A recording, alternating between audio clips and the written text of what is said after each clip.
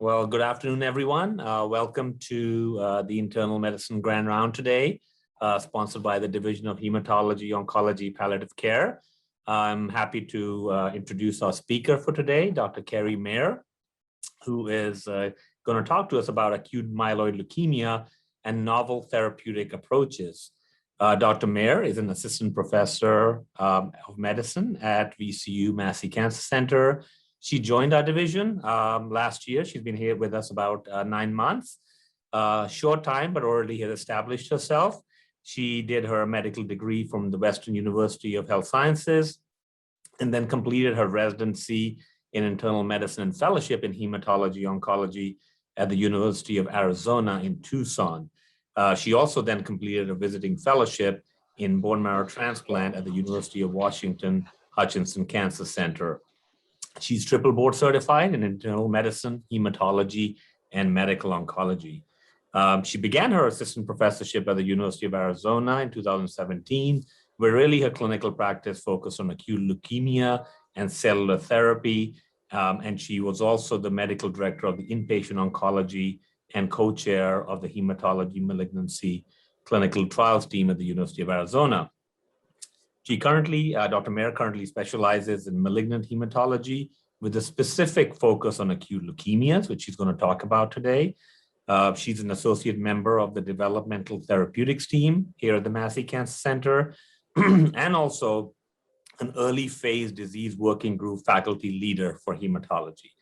Her clinical research focuses on targeted novel therapeutic combinations, including small molecule inhibitors for acute lymphoid leukemia.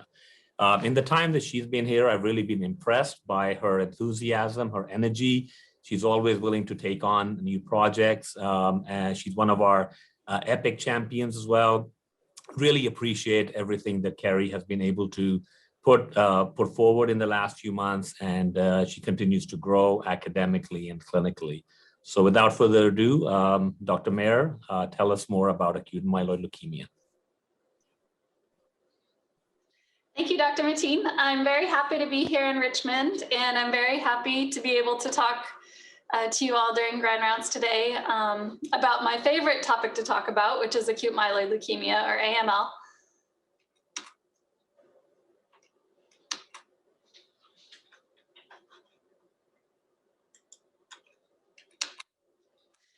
And so here's a brief agenda of what we will discuss today. We'll start off by bringing everybody up to speed on the traditional therapeutic approaches. And then we'll talk about this paradigm shift in therapy that happened around 2017 in AML. We'll talk about novel therapeutics and upcoming things in AML, including bispecific antibodies and CAR-Ts, as well as other novel therapies. And then we'll finish it off by talking about the myeloid clinical trials we have available here at Massey. So just for a little bit of perspective on AML, it's a relatively rare malignancy. It's about 1% of all malignancies, with about 20,000 cases annually in the United States and 11,000 deaths. So with that one statistic there alone, you can start to get a flavor for the poor prognosis of these patients with the incidence and prevalence issues there. It is a disease of older folks with an average age of diagnosis around age 68, with the 5-year overall survival of all adults, and that's including patients over the age of 20. The average 5-year overall survival is only 26%. Just to review here, a very simplified diagram of hematopoiesis. You start with multipotent hematopoietic stem cells, and those then differentiate into either common myeloid progenitors or common lymphoid progenitors. We, of course, talking about AML today, are going to focus over here on the common myeloid progenitor cells. And you can see that the myeloid progenitor ultimately goes to make up a vast array of cells in your hematopoietic system, from your red cells to your platelets, your neutrophils, your eosinophils, your monocytes, and so on. And depending on where various mutations or leukemic drivers hit on this pathway will determine your disease phenotype. AML leukemogenesis is very, very complicated. There's a paper that was actually just written by one of our first-year fellows summarizing all this that's in for submission. But it involves a very, very complicated interplay between bone marrow microenvironment issues with the cytokine milieu, different epigenetic modifications. Probably the most well-studied among those is DNA hypermethylation, especially in the DNMT3 family, DNMT family with DNMT3A, TET2 and IDH2, various transcription factors and various signaling pathways.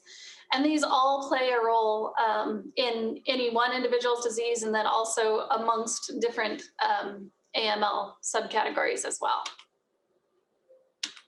So prior to 2017, we actually had a pretty easy to distinguish treatment paradigm for AML in the upfront setting. Basically, you looked at the patient characteristics, their age, their functional status, different organ functions, especially cardiac function, and you just determined whether these patients were fit or unfit for intensive therapy. Patients who were fit for intensive therapy usually proceeded with induction with 7+3, and people who were unfit, they got some other lower intensive therapy, usually azacitidine or decitabine, one of the hypomethylating agents or the HMAs, best supportive care with things like transfusions and hydria, or they got low-dose cytarabine. But this treatment decision was largely based on patient characteristics and not really based on disease characteristics at all. And people with AML, this older group with AML tends to do pretty poorly. So just for some perspective here, the hypomethylating agents, which were the standard of care for unfit patients with AML, this study here was published in Blood in 2015, so not terribly long ago, and it compared azacitidine with conventional care regimens.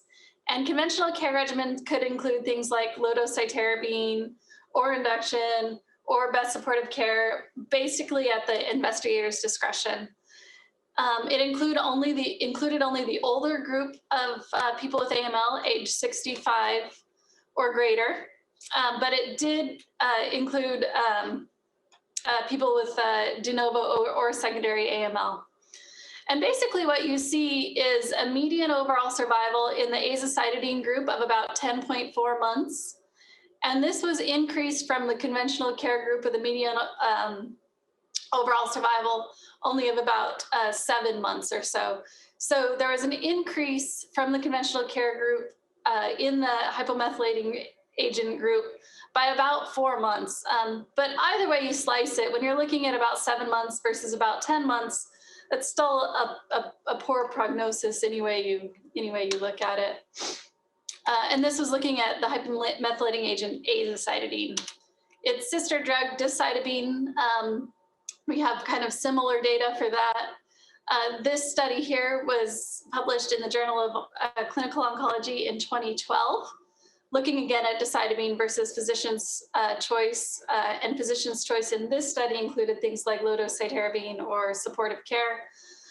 While not statistically significant, there was a median overall survival benefit in the decitabine arm of 7.7, favoring that arm over the physician's choice arm with a median overall survival of about 5 months. Again, either way you look at it, pretty poor overall survival.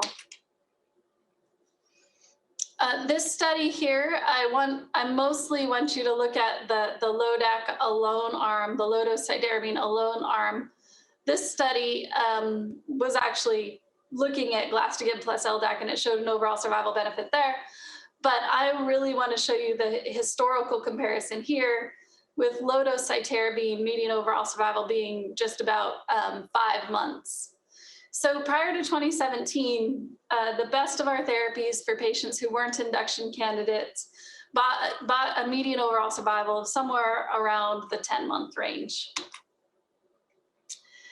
So that's for the unfit folks. Now looking at the fit individuals who went on to intensive induction, 7+3 is actually a really, really old regimen, dating back now, what are we, 40, 50 years or so.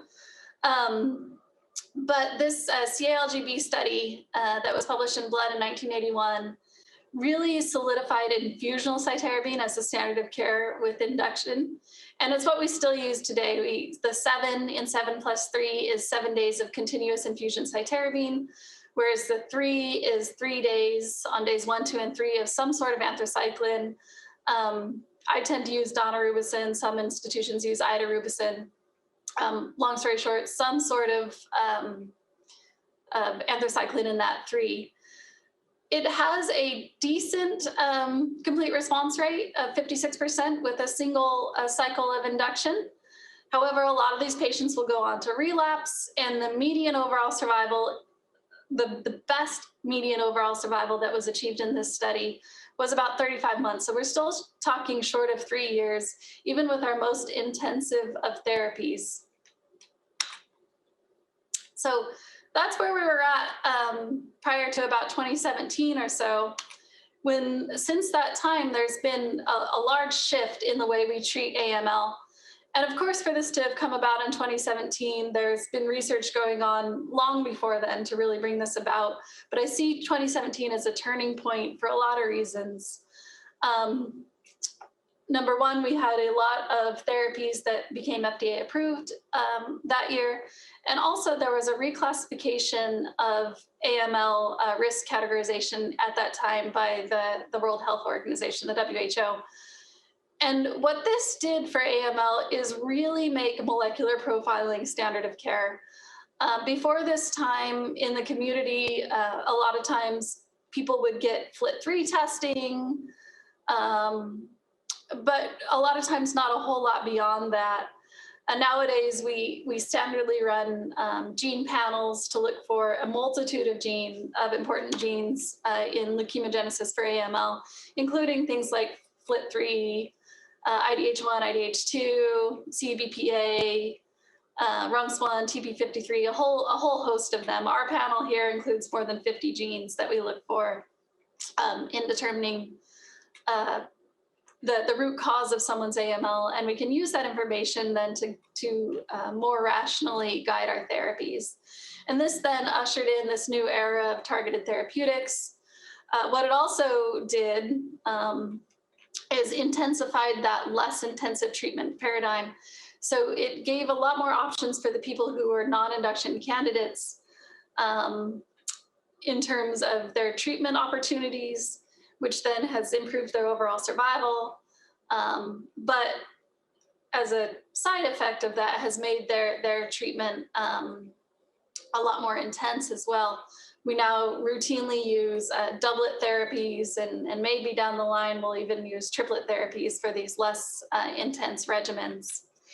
And along with that, also in 2017 and the years to follow, there's been advances in intensive induction as well. So we're no longer always just using that same regimen that was developed back in the 70s. So let's talk first about some recent advances in induction. And here I'm going to talk about 7+3 plus gemtuzumab, or GO for short. Gemtuzumab is actually an older drug that was taken off the market in, I believe it was 2010, due to toxicities. But a lot of work went into different dosing regimens to make this drug more tolerable. And in Alpha 0701, it was used along with 7+3 in induction in AML in the first line, and did show a benefit, especially in people with good risk and intermediate risk leukemia, in terms of improvement in overall survival, with the GO arm having a median overall survival of about 27 months, and the control arm having a median overall survival of about 22 months. This was not without its toxicities, however. Definitely higher rates of hemorrhage in the gemtuzumab arm, and concomitantly with that, a longer platelet recovery and a numerically higher risk of veno-occlusive disease, which is of particular concern for patients who go on to transplant soon after their induction therapy. And so for this reason, it's used primarily for patients with good risk AML. Right now, we don't standardly transplant people with good risk AML in their first complete remission. We give them a chance of cure with chemotherapy alone. So nowadays, this is considered standard, and it's NCCN recommended for people with good risk AML in induction. Also, there's been advances in induction with people with FLT3 positive disease. This was based on the ratified trial by Stone et al. Published in the New England Journal of Medicine in 2017, which established 7+3 plus midostaurin as the standard of care for people with FLT3 positive disease. Using midostaurin in combination with upfront induction was shown to improve both overall survival and leukemia-free survival. And this was true for people with any FLT3 mutation, whether this was an ITD or a TKD mutation, and with any allelic burden of that ITD mutation. And shown here in the Kaplan-Meier plot, you can see that the median overall survival for patients with midostaurin was 74 months, whereas the median overall survival for patients with standard induction alone was 25 months. But do note that in both of those arms, there is this long tail that kind of explains why the difference of the median overall survival there actually numerically looks like it's about 50 months or so. There's a long tail in both arms. A lot of these patients go on to transplant in CR1, and that is part of the reason for that long tail there. It's not like they're all being cured by upfront induction alone. Likewise, in other advances in induction, there's also been approvals for patients with secondary acute myeloid leukemia. And here I'm talking about Vyxeos, or this compound called CPX-351, which is actually a liposomal formulation of daunorubicin plus cytarabine that puts these drugs in a particular molar concentration that's supposed to penetrate the bone marrow better and thus lead to increased efficacy of these drugs. And this, rather than continuous infusion cytarabine and anthracycline on days 1 through 3, this drug is given an induction on day 1, 3, and 5. And currently it is approved for people with high-risk AML as defined by AML with MDS-related changes, your therapy-related AMLs, and your AMLs that arose from other antecedent hematologic malignancies like your MPNs, myelofibrosis, and so on. So this is a typically very, very hard to treat population, and it's a population that is less likely to get into complete remission from your standard 7+3. And by changing the formulation of the drugs, the way it's given, it alone has been shown to improve median overall survival over 7+3 itself from 9.5 months versus 5.9 months. And this was statistically significant with a p-value of 0.003. They noted in this study that there was an earlier mortality rate, a higher early mortality rate in patients with 7+3. Although they do note a similar safety profile, although I can tell you clinically that CPX-351 does tend to be more toxic than 7+3 in a real world fashion. These people stay cytopenic for a very, very, very long time.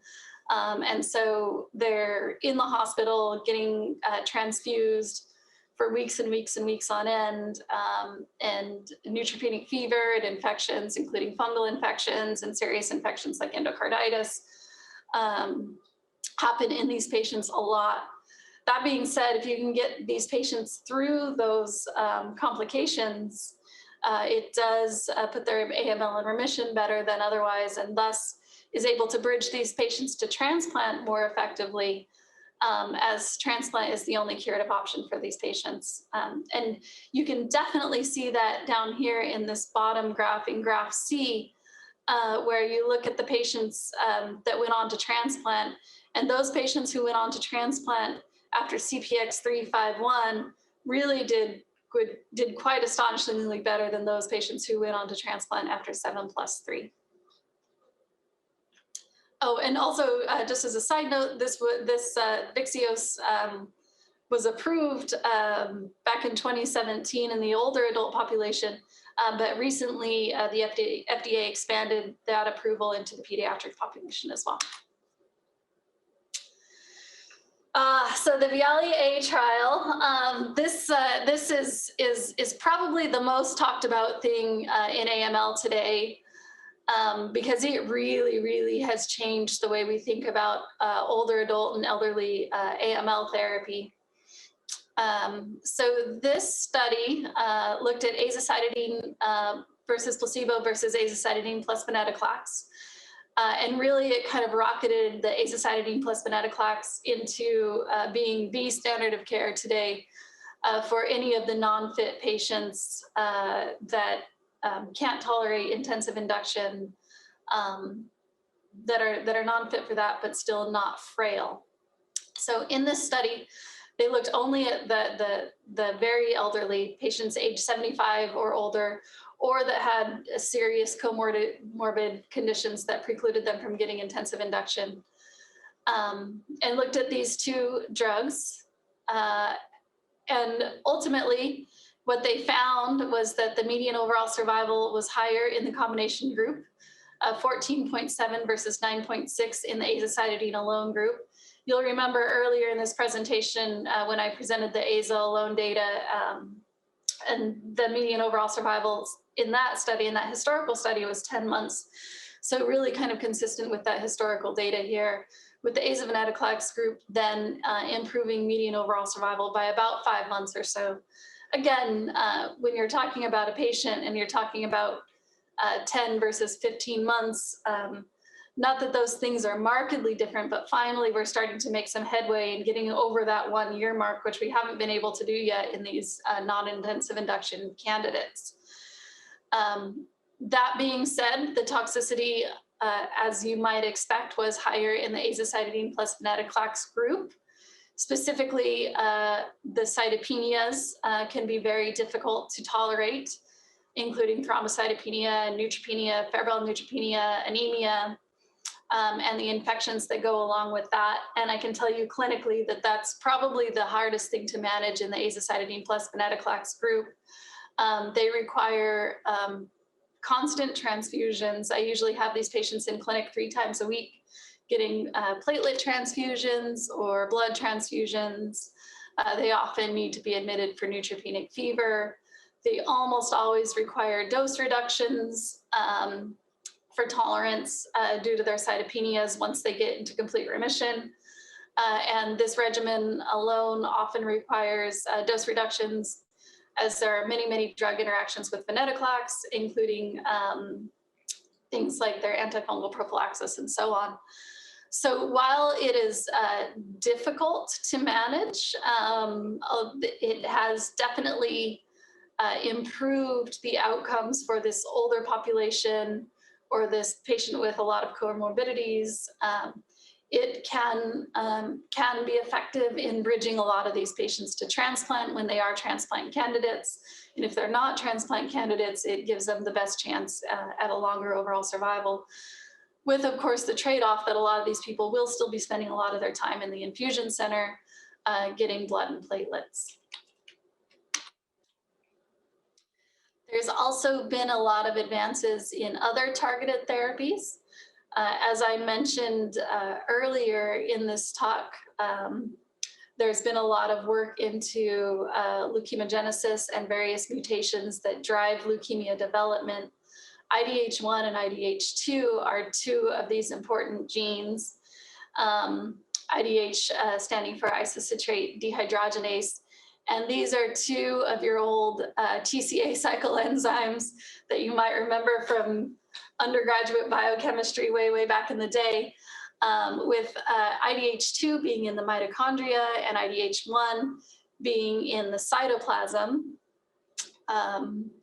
But basically, when either of these two genes is mutated, it leads to the inhibition of alpha-ketoglutarate dependent reactions and thus leukemogenesis.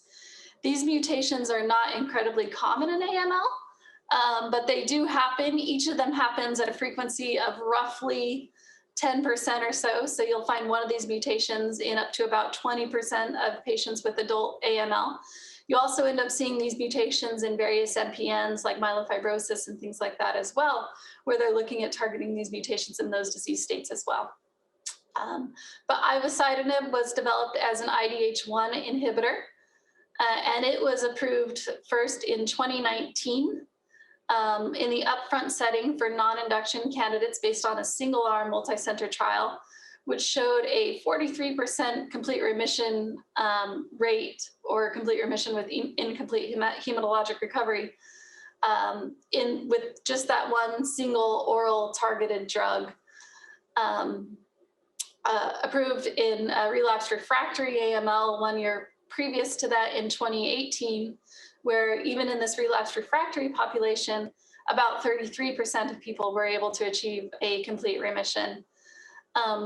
This drug does have some pretty significant toxicities to watch out for. However, in some patients, it can be so potent that you actually get a tumor lysis syndrome similar to what we think about with APL, with ATRA-ATO, where all these cells are getting kind of thrust down the differentiation lineage so quickly that you can lead to pulmonary edema and things like that that might require steroids and holding up the drug. So differentiation syndrome is something to look out for, and then also tumor lysis syndrome. There's ongoing work in combining ivosidenib with other drugs as well. As I was talking about earlier in this presentation, there's work going into combining doublets and then even triplets therapies in order to target the disease in multiple different mechanisms all at once.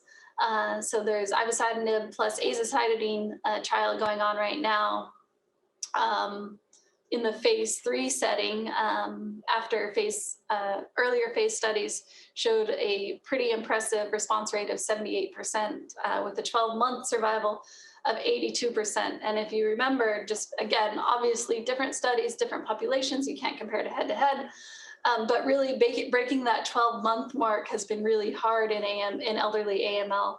And that VyaliA study, again, remember, with its median overall survival of about 14, 15 months or so.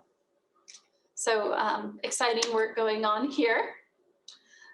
Kind of its sister enzyme, IDH2. This drug was actually developed before the IDH1 drug was developed. This is enasidenib, and it was approved as single agent in the relapsed refractory setting back in 2017. Modest CR rates of 19%, but 40% of these patients did get some response rate. And remember, this is in the relapsed refractory setting. So this is often patients that are heavily pretreated and have very, very resistant disease. And despite that, even in the relapsed refractory setting, they were able to achieve a median overall survival of about 9 months, which is still pretty remarkable for that patient population. And similar to the ivosidenib study, they're looking at combining this drug with others, especially your hypomethylating agents, again, to target the disease in multiple mechanisms at once. And they did show safety and tolerability, as well as good overall response rates in combining azacitidine with enasidenib. Other small molecule inhibitors, we all know midostaurin from earlier in this talk with the RATIFY trial, looking at midostaurin in the Upfront setting with 7+3. And they're also looking at midostaurin for FLT3 positive disease in combination with azacitidine for non-induction candidates. This was published just about a year ago in April of 2020, which showed decent, although somewhat modest response rates. But of those who did respond, they had a good overall survival for this patient population, albeit with significant toxicities, especially cytopenias, infections, and GI side effects. Pevonedistat we'll talk more about later. And again, the way AML treatment is going kind of reminds me of the way multiple myeloma treatment has gone in the past, where as more drugs become available and more different mechanisms become targetable, we've gone from single agent therapies to dual agent therapies to, in myeloma, triple therapies are completely the standard, and even quadruplet therapies in myeloma. And we're going that way in AML as well, although we don't have any triplet therapies currently approved for patients that are non-induction candidates. There are a lot that are in the works, looking at different targeted gene therapies like ivosidenib plus azacitidine and venetoclax, gilteritinib, which was one of our FLT3 inhibitors with azacitidine and venetoclax, pevonedistat with the azacitidine and venetoclax backbone, and so on. And as you might imagine, as you throw more drugs on, it does tend to improve response rates and things like that. But the toxicities get even more and more difficult to manage, keeping in mind that we're dealing here with primarily the non-intensive induction candidates. So we're talking about our older patients, our frailer patients, our patients with comorbidities, and so on. But long story short, if you compare this diagram to my old flow chart that I showed you prior to 2017, our choice of upfront therapies has vastly changed in the last 5 years. You know, no longer are we simply just choosing a regimen that was developed 40 years ago versus a hypomethylating agent alone in the treatment of AML. And even more importantly than that, no longer are we choosing our therapies based solely on patient characteristics, but we're also choosing our regimen on patient characteristics in combination with disease characteristics. So no longer are we just asking ourselves the question, am I going to kill my patient with their therapy? We're also asking the question, is my patient going to respond to this therapy? And what treatment option are they more likely to respond to? So we're really targeting disease-based characteristics and not only patient characteristics, which is a much more rational therapeutic approach.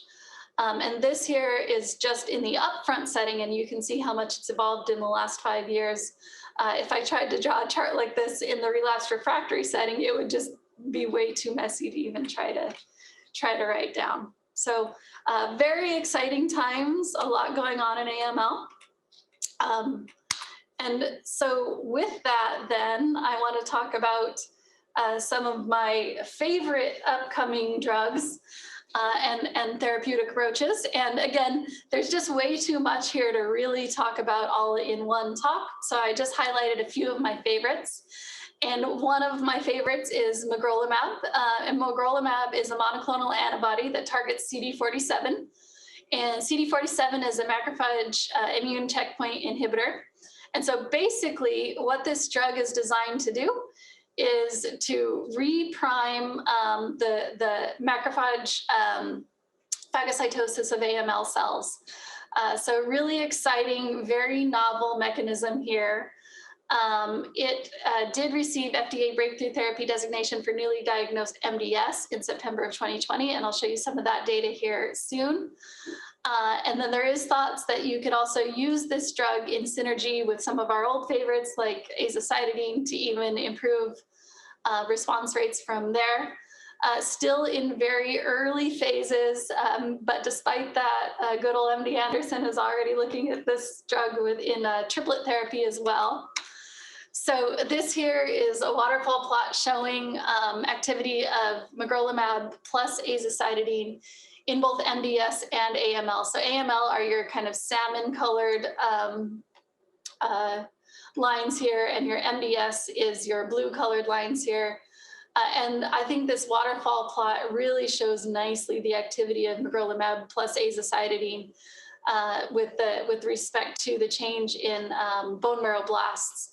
So most patients achieved a decrease in their percentage of bone marrow blasts on this study drug in combination with azacitidine. Definitely early results here, but something to keep an eye on, with a pretty rapid time to response of 1.9 months, or about 2 cycles total, and pretty impressive overall response rates, with a 92%. I love the bispecific antibodies. Prototuzumab is just one of those. Basically marries CD3 on T cells to CD123 on AML cells. Studied in, again, early phase studies in relapsed refractory AML, and has had a decent CR rates in that hard to treat population, with modest improvement in overall survival. Similar to that is vibecotamab, which is a bispecific T-cell engager antibody. ALL is much ahead of AML in the BiTE therapies. We've had blinatumomab approved in ALL now for several years, and has had great efficacy in both the relapsed refractory setting and then moving up into the Upfront setting with that drug now approved for MRD positive ALL after induction. We're working on getting there with AML. The vibecotamab is a BiTE antibody, again, that marries your CD123 on your AML cells to your CD3 on your healthy T cells, and results in cellular death of your malignant cells. Again, early phase studies here. Cytokine release syndrome is an issue, but now we're much better at dealing with that these days than we were back in the early days of blinatumomab. And so these patients can get through that despite the serious adverse events. Again, modest response rates here, but again, in a very difficult to treat population. So where are we with CAR-Ts for AML? As a lot of you know, CAR-Ts are now approved for a variety of malignancies, including ALL, acute lymphoblastic leukemia in the pediatric population, a bunch of different histologies of lymphoma, including mantle cell lymphoma, DLBCL, follicular lymphoma. We've got CAR-Ts for multiple myeloma. So CAR-Ts are really kind of the rage in hematologic malignancies.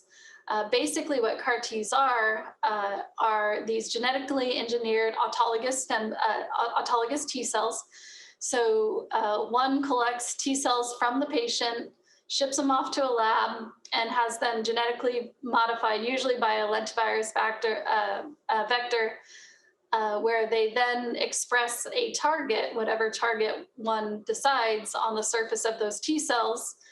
And then those T cells then get infused back into the patient. They expand in vivo, and then they go kill whatever malignancy they've been targeted to go kill, or whatever cell type they've been targeted to go kill. Usually this is CD19 on B cells, and that's what's currently FDA approved. And we've got a couple different product formulations now on the market that do that for, like I mentioned, lymphoma and ALL. But we're looking into this. There's a lot of work going on for this in AML as well, usually targeting CD33 or CD123 in AML. But targeting AML with CAR-Ts and also the BiTE therapies has been a little bit more difficult in AML than it has for our lymphoid counterparts for multiple reasons. One, there's been difficulty in identifying an appropriate antigen, because a lot of these AML targets are also co-expressed on your healthy hematopoietic stem cells. And if you ablate all of your healthy hematopoietic stem cells, then you don't make any more blood cells, including, your white cells, your platelets, your red cells. And obviously bone marrow aplasia is just not tolerated. You run into complete bone marrow failure if you ablate too many of those stem cells. So there's been a lot of work then to try to get around this problem. People have tried to use those antigens, and then allograft stem cells that have been gene edited no longer express those antigens, which obviously is very complicated and still requires an allotransplant. People have looked into various ways to turn on and off your CAR Ts to allow for normal hematopoiesis despite use of those antigens. And that's what I want to highlight here. Again, very early, actually just in kind of proof of concept stage right now, but a very cool idea is basically designing this CAR with brakes. So you have a uniCAR platform in combination with a CD123, in this case, directed molecule that then can go turn on the uniCAR in order to kill the AML. But when that is not present, then the CAR T cell doesn't work, basically. Currently, just in phase 1 studies, 3 patients have been infused. The worry, of course, with this is that you'll end up with transient responses followed by disease relapse. And likely CAR Ts and AML, at least for the foreseeable future, if not forever, probably still is a bridge to allotransplant as the kind of curative mechanism. But really cool, exciting things going on with cellular and immunotherapies in AML. We're, like I mentioned, kind of lagging behind some of the other hematologic malignancies in this, but our time is coming. Other reasons that CAR T has been difficult for AML is that there's difficulty with manufacturing this product alone. There's thought that AML cells might inhibit T cell proliferation. And then also in vivo, there's likely some T cell suppressive effects of AML itself, thus rendering CAR Ts less effective even once they're infused. Currently, more than 30 studies going on nationwide for CAR T therapy with AML. So I'm sure we're going to hear a lot more about this in the next coming years. So I wanted to kind of finish this talk off with talking about the clinical trials that we have here at Massey, just to make you all aware of what's going on.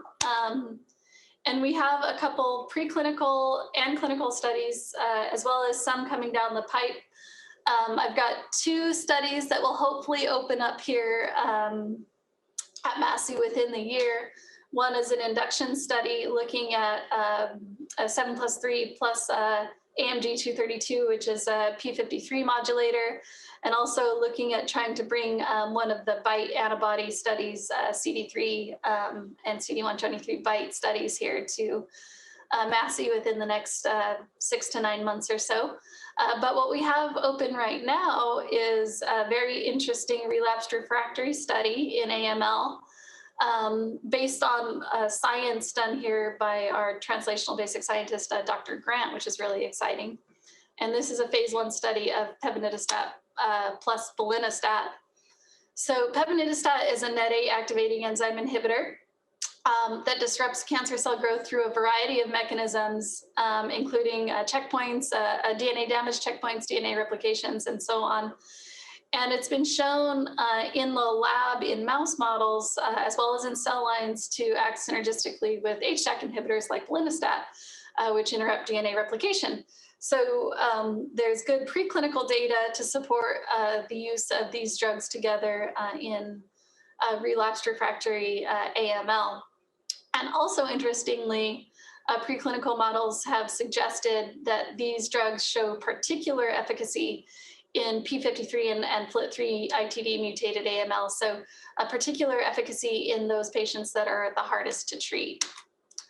And this is just a quick little diagram from Dr. Grant's paper published in Blood of 2016.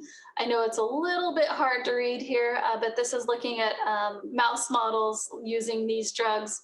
And what you see here in graph C is that when you use these drugs together, they do seem to act synergistically in these mouse models to improve overall survival in AML cells when the drugs are used together. So this is a phase 1 dose escalation study, and we're currently capped out at dose level 4. There has been 1 complete response at the higher dose levels so far, and no safety issues at any of the dose levels. The 1 patient that has had a complete response was refractory to standard induction and also azacitidine plus venetoclax, so a highly, highly pretreated patient with the best of our therapies that was unable to achieve a complete remission with any of those therapies, did achieve a complete remission on this pevonedistat plus belinostat study at the higher dose level. And because we're starting to see evidence of efficacy at these higher dose levels, I've written an amendment to hopefully allow for 2 additional dose levels to see if at higher doses we can gain more efficacy out of this combination. That's still pending whether or not that protocol amendment will be approved. If not, we'll move into the dose expansion phase. But at any rate, hints of efficacy with no dose-limiting toxicities. And so this is really exciting, interesting science built on Dr. Grant's work here. And so with that, I will go ahead and stop and ask for questions.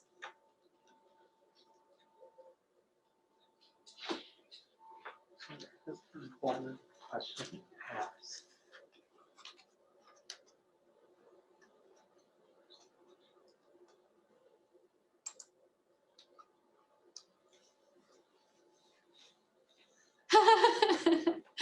So Dr. Castaneda, one of our CIT team members says, can you comment on CD33 knockout stem cells followed by CD33 directed CAR T as a way to improve therapy for relapsed refractory AML?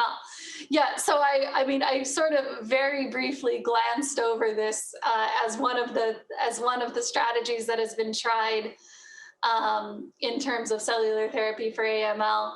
I mean, obviously very complicated and labor intensive, as well as you know, difficult in terms of disease trajectory.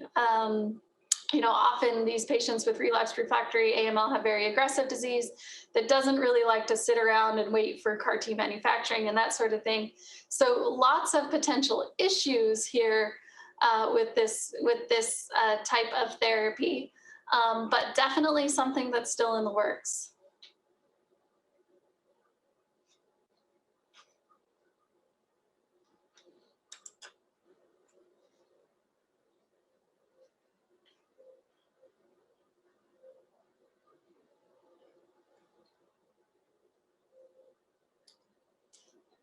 I think that might be our only question. And if so, I thank you all for your attention. It was my pleasure to give this talk to you today, and hopefully I'll get to meet more and more of you in person.